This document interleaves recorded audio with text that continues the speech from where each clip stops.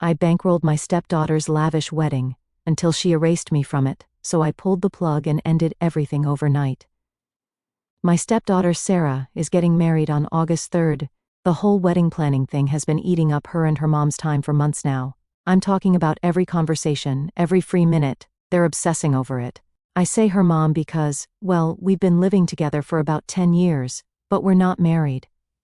Honestly, after everything that's happened, I'm really glad we never tied the knot. Anyway, back to Sarah. She graduated last December from university, which, by the way, I paid for. It was a state school, so it wasn't Ivy League expensive. But still, $40,000 is nothing to sneeze at. It's not just college I helped with either. I also bought her a car so she could get to and from school. She's been living with us throughout her college years, and even after she graduated, still with no job, she just chills at the house while planning her wedding. Now, let me tell you about her real dad, David, a total deadbeat. He pops in and out of her life like some ghost that only shows up when it suits him. He's never contributed a penny to her education, hasn't paid any child support. Don't even get me started on that. Yet, Sarah worships the ground this guy walks on. Every time he shows up, she's all, "Dad this and Dad that," like he's some kind of superhero. Meanwhile, I've been the one holding it all together, paying for everything, being there when she needed anything. It's frustrating, but honestly, I've always just chalked it up to Lisa, my girlfriend, enabling it. She never pushed for child support in the settlement and always made sure David had a place in Sarah's life, even when he'd disappear for months and break her heart over and over. Fast forward to the wedding planning. The venue holds about 250 people, which seems like a lot, but when you start adding up the bride's side, the groom's side, plus friends and family, it fills up fast. So, I figured, since I'm footing most of the bill, I should at least get to invite a handful of people. I'm not asking for much, just 20 people, close friends, a couple of family members, people who've been part of my life and helped me through the years. Lisa said, "Yeah, no problem, we'll take care of it." So, I didn't think twice about it. Now, here's where things start to go south. One Saturday, I'm out golfing with one of my buddies, Jake, who's on my list of 20 people I wanted at the wedding. Just casual talk. I asked him if he's coming, and he looks at me like I've got 3 heads. He says, "Nah man, I didn't get an invite, but I got this announcement thing." I'm like, "What do you mean an announcement?" He goes to his car, digs around in the back seat through months of old mail, and pulls out the envelope. Sure enough, it's a wedding announcement, not an invitation. Guess whose name isn't on there? Mine. It's got David's name, her real dad, and Lisa's name, but nowhere does it mention me, the guy who's paying for this whole thing. At that point, I could feel the heat rising in my face. I kept my cool, but inside, I was furious. So later, I go home and confront Lisa about it. What does she say? "Oh well, 250 is a tight number, and we had to make some cuts." Wait, what? My people, the 20 people I wanted at this wedding, didn't make the cut? I'm the one bankrolling this thing, and I can't even have 20 of my own people there? It was one of those moments where you can't even believe what you're hearing, like, how did this even happen? I'm standing there, seething, while she's trying to explain how there just wasn't enough room, and that if some people don't please reply, maybe we could squeeze a couple of my people in. At this point, I'm already thinking of pulling the plug on this whole thing. I mean, if they're not going to respect me enough to include the few people I care about, why am I even involved? But the real kicker came the next day. Sunday dinner, we're at Sarah's fiancé's parents' house. Just your typical family dinner. Except when we get there, guess who's at the table? Yep, David, the deadbeat dad himself. So, we sit down to eat, and halfway through the meal, Sarah drops the bomb on us. She's all smiles, saying how excited she is because David is going to be able to make it to the wedding and, wait for it, he's going to be the one to give her away. The whole room erupts in excitement, like this is the best news ever. Her fiancé's family is clapping, David's grinning like he's just won the lottery. And I'm sitting there feeling like I just got sucker punched in the gut. It was like everything inside me froze. I couldn't believe what I was hearing. Here I am, the guy who's been there for her every step of the way, and now David, the guy who bailed on her over and over, is going to be the one to walk her down the aisle? I didn't know if I was going to cry, scream, or just flip the table over. I've never felt so disrespected in my entire life. I had to get up and do something, so I stood up and raised my glass. "I'd like to make a toast," I said, and everyone went quiet. You could hear a pin drop. I don't remember everything I said word for word, but the gist of it was this. It's been a pleasure being part of this family for the last 10 years. But today, Sarah and her fiancé have shown me something really important. I used to think I was someone special in this family, but now I see I'm just the guy who pays the bills. Since David is clearly the one who matters, I'll be stepping down from paying for this wedding. He can take care of it from here. You could see the shock spread across their faces. David looked like he wanted to crawl under the table. Sarah just sat there wide-eyed, and Lisa had this look on her face like she couldn't believe what was happening. I finished my drink, set the glass down and said, "You can all let yourselves out." Just like that, I was done. Done with the wedding, done with Sarah, and done with Lisa. I transferred the money out of our joint account that night, and started making calls to the vendors the next morning. I wasn't going to bankroll a wedding that I wasn't even really a part of. After that dinner, I didn't waste any time. I went home and started making moves. I was done. I transferred all the money out of the joint account that Lisa and I shared. I knew it was going to hit her hard because, let's be real, she hasn't had a job in years. She's been living off me for as long as I can remember. Every bill, every grocery, every damn thing in that house, it's been on me. And now she had the nerve to cut me out of this wedding and let David play the hero? Nah, not happening. I started with the vendors. First up was the photographer. I'd already paid a deposit, but I figured it was worth a shot to get it back. So, I called the guy up, and he was actually pretty chill about it. He said he'd refund me most of it, minus a small fee for holding the date. Whatever, that was fine with me. Better to lose a couple $100 than pay for a whole wedding I'm not even invited to anymore, you know? Next was the caterer. This one had me a little worried because catering companies can be sticklers when it comes to refunds. But again, I lucked out. They had a waiting list of people wanting my date, so they didn't even blink when I asked for my money back. Full refund, no questions asked. At this point, I was feeling pretty good about my decision. Everything was falling into place. The only real hiccup was the venue. They wouldn't give me back the full deposit, but honestly, I expected that. They kept $1,500, which sucked, but considering I was about to drop $45,000 on this whole wedding, it was a small price to pay to get out of this disaster. Now, I'm not going to lie. Part of me was waiting for the fallout. I knew Lisa wasn't going to take this well, and I was just bracing for the explosion. But you know what? She didn't say anything that night. Not a word. I slept in the guest room, expecting her to come knocking at some point, maybe to yell or cry or something, but no. Silence. Honestly, that silence was worse than anything else. It was like she'd just given up, like she didn't care enough to even fight for me or our relationship. The next morning, things finally hit the fan. I was sitting at the kitchen table, drinking my coffee, when Lisa came in holding Sarah's wedding planner. She dropped it on the table in front of me, like it was some kind of evidence in a court case. I didn't say anything, just stared at her, waiting for whatever rant she was about to unleash. "You're ruining everything," she finally said. Her voice was cold, not even angry, just defeated. I took a deep breath.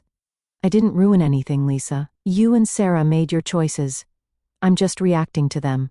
She thumbed through the planner, showing me all the details they'd planned out, the flowers, the decorations, the music, everything. I just stared at it, barely listening. I was done. The whole thing was meaningless to me now. But one thing did catch my eye. There was a whole section dedicated to the father-daughter dance. And guess who they picked all the songs for? David, not me, David. That was the final nail in the coffin for me. I actually laughed, it was just so absurd. At that point, I wasn't even a consideration in any of this. They didn't care about me. They cared about my wallet. "Look," I said, pushing the planner back toward her. "You and Sarah need to move out. I'm not paying for this wedding, and I'm done pretending like we're still a family. You can stay with her fiancé's family or find somewhere else, but you're not staying here." She didn't say much after that, just grabbed the planner and walked out of the room. I sat there for a while, sipping my coffee, just thinking about everything. 10 years down the drain. It's funny how fast things can unravel when people show you who they really are. A few days went by without much happening. Lisa didn't try to talk to me, and Sarah avoided me like the plague. It was like we were strangers living in the same house.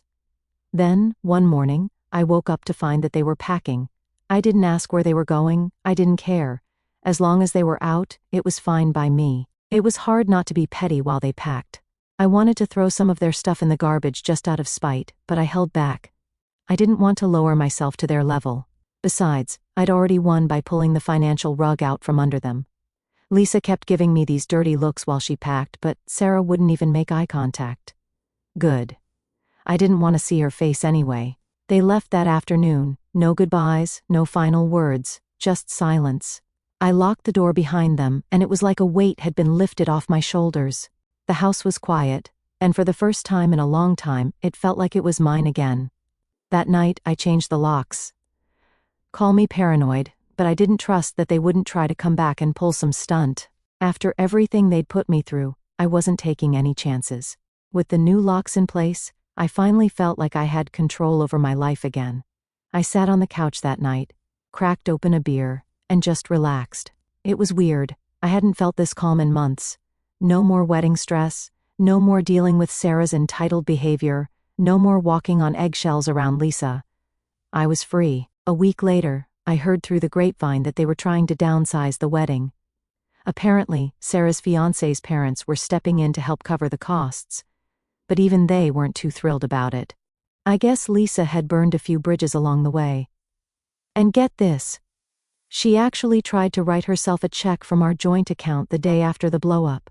Too bad for her, I'd already moved the money. Nice try though. Now, I'm not saying I'm happy about how things ended, but I'll be honest, I feel a hell of a lot better than I did before. I wasted too much time and money on people who didn't appreciate me. It's crazy how clear things become when you take a step back and really look at the situation. Looking back, I should have seen the signs way earlier. Sarah always had a thing for her real dad, and Lisa never put her foot down. I should have known I was just the guy paying the bills, nothing more. But hey, lesson learned, right? Now I get to move on with my life without the weight of their crap dragging me down. So, yeah, that's where I'm at. The house is quiet, I've got my peace back, and I'm done with all their drama. If I hear more about the wedding, I'll let you guys know. But honestly, I'm not going out of my way to find out. Let them deal with their mess. I'm just glad I'm out of it. So after Lisa and Sarah moved out, things got quiet, like really quiet. It was weird at first. 10 years of noise and chaos, and now it's just me. I thought it would feel lonely, but honestly, it was peaceful. No more wedding drama, no more worrying about Sarah's constant attitude or Lisa guilt-tripping me, just silence. But then came the aftermath, the part I didn't really expect. Once the dust settled, I started getting calls, and not just from Lisa or Sarah, nah, they stayed away, but from people who heard through the grapevine that I'd pulled the plug on the wedding. I guess word spreads fast when you've got drama this big. The first call was from one of Lisa's friends, Maggie. She's always been one of those always in everyone's business types. She calls me up, acting all concerned like, "Oh, I heard what happened. Are you okay?" Now, let me be clear. Maggie is not someone I'd consider my friend. She's Lisa's friend, the kind of person who always took Lisa's side in every little argument we ever had. So when she's pretending to care, I know it's just because she's fishing for gossip. I wasn't in the mood for that crap. "Maggie, I'm fine," I told her. "It is what it is. Sarah and Lisa made their choices, I made mine. That wasn't good enough for her." She kept pushing, asking for details, trying to make it sound like she was worried about me. I could tell she just wanted to hear me badmouth Lisa or Sarah, but I wasn't giving her the satisfaction. "Well," she said, "I just think you should know that Sarah's really hurt. She didn't mean to exclude you like that." "Oh really? She didn't mean to?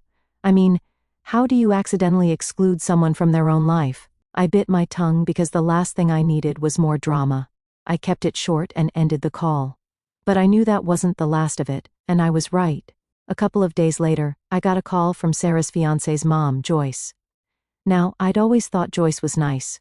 We weren't close or anything, but she seemed like a reasonable person. This call was different, though. She was pissed. She jumped right into it, no small talk, just pure anger. "You've ruined everything," she yelled. "Do you have any idea what you've done to Sarah and Lisa? This wedding was supposed to be perfect, and now they're scrambling to fix your mess. I didn't even know where to start. Here's this woman, who has never paid for anything, telling me I've ruined things because I stopped paying for a wedding I wasn't even invited to. I took a deep breath and tried to keep my cool.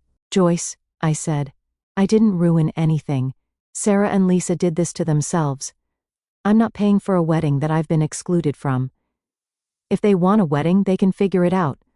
She wasn't having it. She went on and on about how I was being selfish and how I should have just sucked it up for Sarah's sake. And the best part? She even suggested that I should still come to the wedding for appearances. Yeah, because pretending everything's fine after being disrespected is exactly what I'm interested in doing. I told her, look, Joyce, if you're so concerned about the wedding, why don't you pay for it? I'm done. She didn't have much to say after that, just muttered something under her breath and hung up. That was the last time I heard from her, thank God. But it didn't stop there. Sarah finally decided to reach out about a week after she and Lisa moved out. She texted me, which, honestly, kind of pissed me off.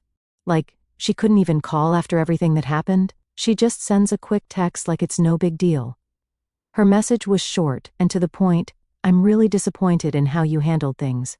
I thought you'd be more understanding. Understanding? I stared at that message for a good 5 minutes before I even knew how to respond.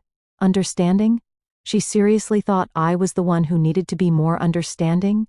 I've spent the last 10 years supporting her, paying for her school, her car, everything.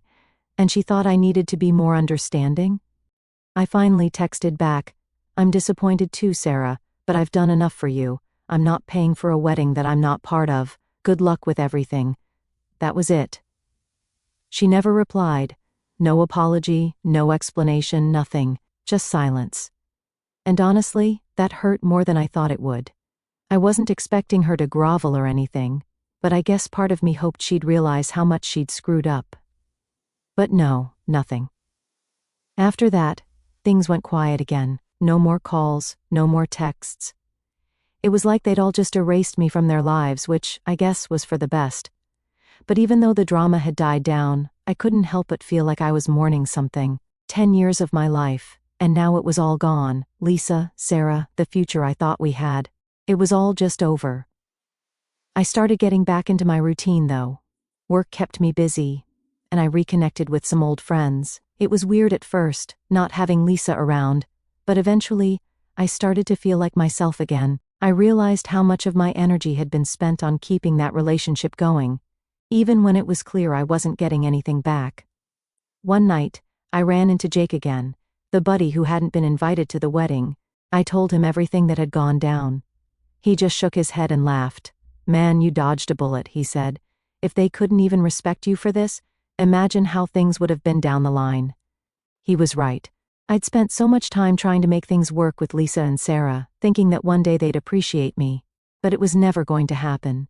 And honestly, I'm better off without them. So yeah, that's where things stand. I haven't heard anything about the wedding since then, and I don't really care to.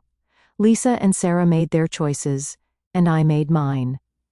I'm moving on with my life, and it feels good to finally be free of their drama. If there's one thing I've learned through all this, it's that you can't force people to respect you, no matter how much you do for them. If they don't see your worth, they never will. And that's fine. I'm done trying to prove myself to people who don't care. Now, if you'll excuse me, I've got a quiet night ahead of me. No more wedding stress. No more family drama. Just peace. Update 1. A couple of weeks after everything settled down, I was starting to get used to my new routine. Life was quieter, a lot less stressful. I had the house to myself, and for the first time in a long while, it actually felt like my home again. I thought I'd finally left all the drama behind, but of course that wasn't going to happen. I should have known better. It started on a random Thursday afternoon. I was at work, going about my day like normal, when I got this call from a number I didn't recognize. Now, I usually ignore those, but for some reason, I picked up this time. Guess who it was? David. Yeah, that David, the real dad. I hadn't spoken to this guy in years, and suddenly he's calling me out of nowhere. At first, I wasn't even sure what to say. I just stood there, holding the phone, half expecting him to apologize or maybe say something to explain why he's calling me. But no, he jumped straight into it like we're old pals. Hey man, listen, I need to talk to you about something important, he says, his voice all casual like this is just a normal chat. I'm thinking, what the hell does this guy want? But I stayed calm. Okay, what's up? Then he hits me with the craziest thing I've ever heard. He starts telling me how he's been hearing from Sarah and Lisa about how I've overreacted by pulling out of the wedding. Overreacted? This guy, who's barely been in Sarah's life, has the audacity to call me up and say, I'm the one in the wrong? He said something about how I should have just let it go for Sarah's sake, that I should have been the bigger person and stayed involved. I was fuming.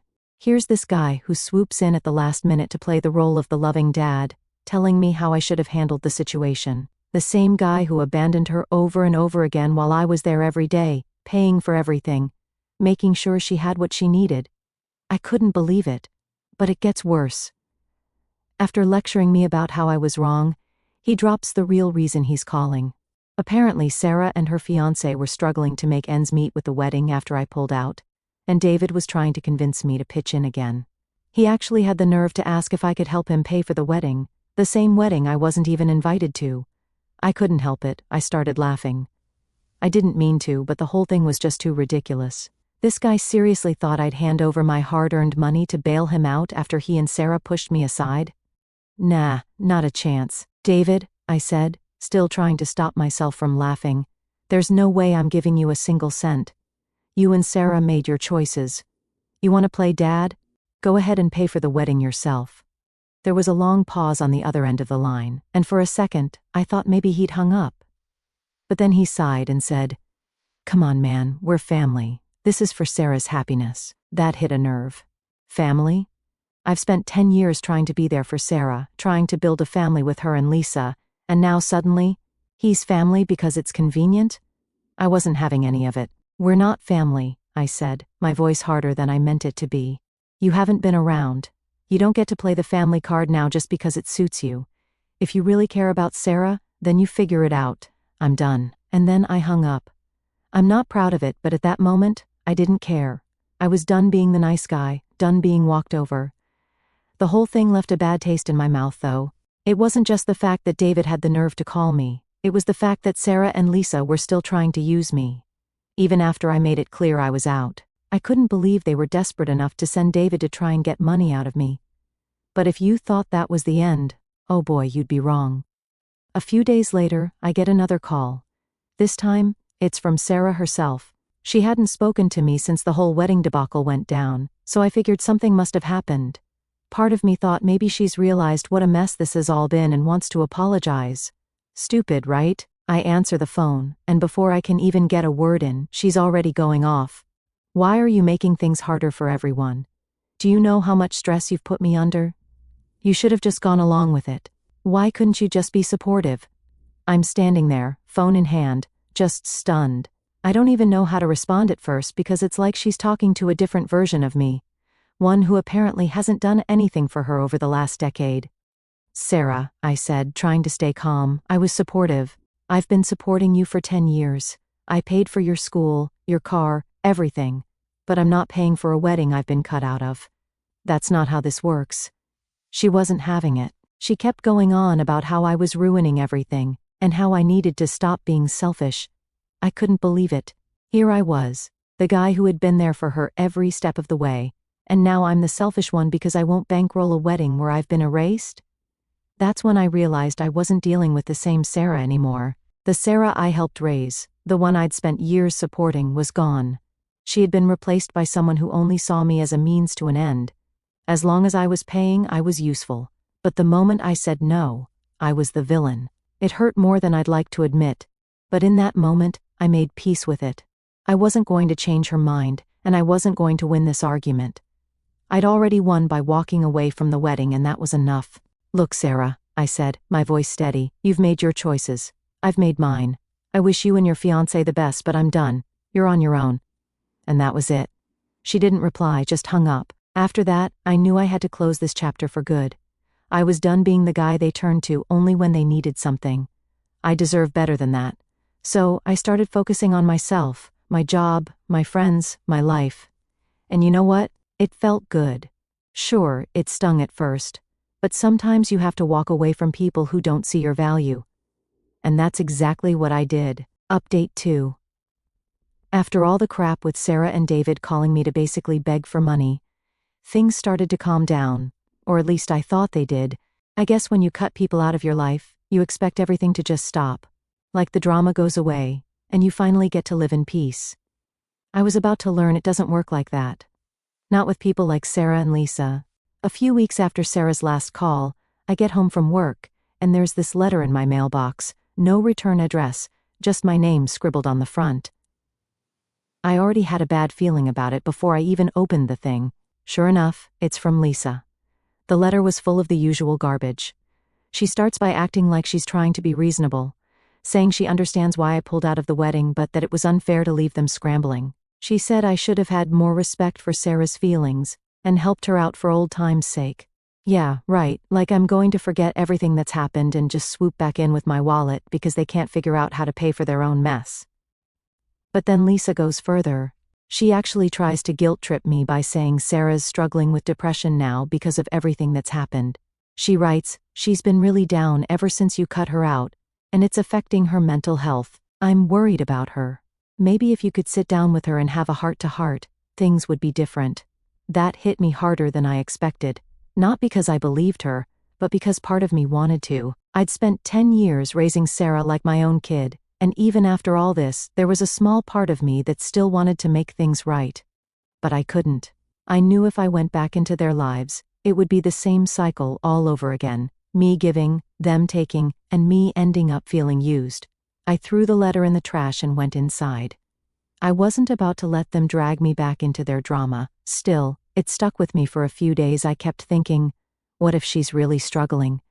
What if I'm the one who pushed her over the edge? But then I remembered everything Sarah did, how she cut me out of the wedding, how she replaced me with David. This wasn't my mess to fix. They made their choices, and I made mine. A couple of weeks later, I got a call from Jake, my buddy from the golf course. He's been one of the few people who's stuck by me through all this. He invites me over for a barbecue, says he's got some news. I figure, why not? It's been a while since I hung out with the guys, and I could use a distraction. So, I head over to Jake's place, and as soon as I walk in, I can tell something's up. There's this weird energy in the air, like everyone knows something I don't. We're all standing around the grill, cracking open a couple of beers, when Jake pulls me aside. Dude, you're not going to believe this, he says, grinning like he's about to drop the juiciest gossip ever. I roll my eyes, expecting some dumb story about one of the guys getting into trouble, but then he hits me with it. Sarah's wedding got canceled. I almost spit out my beer. What? Canceled, like, completely? He nods, and I can see he's trying not to laugh.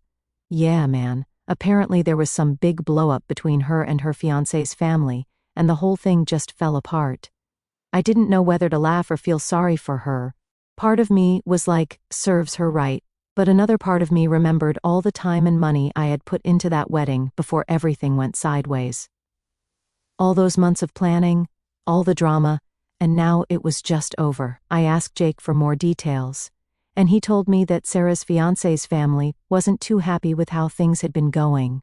Turns out, Sarah and Lisa had been pushing for an even bigger wedding than they originally planned, and when they couldn't afford it without my help, they tried to get her fiancé's parents to cover the difference. Apparently, that didn't go over too well, and after a few big arguments, the whole thing just collapsed. Part of me wanted to reach out to Sarah, maybe to see how she was holding up, but I stopped myself. I knew if I got involved again, it'd just drag me back into the drama.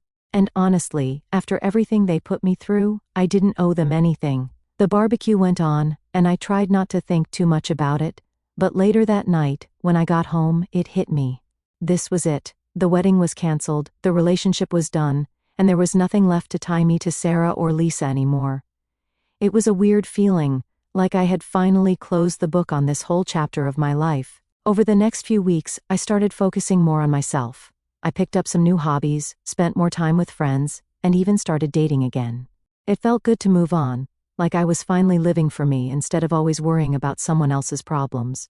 One day, out of the blue, I got a text from Lisa. I hadn't heard from her since the letter she sent about Sarah's depression. The message was short and cold.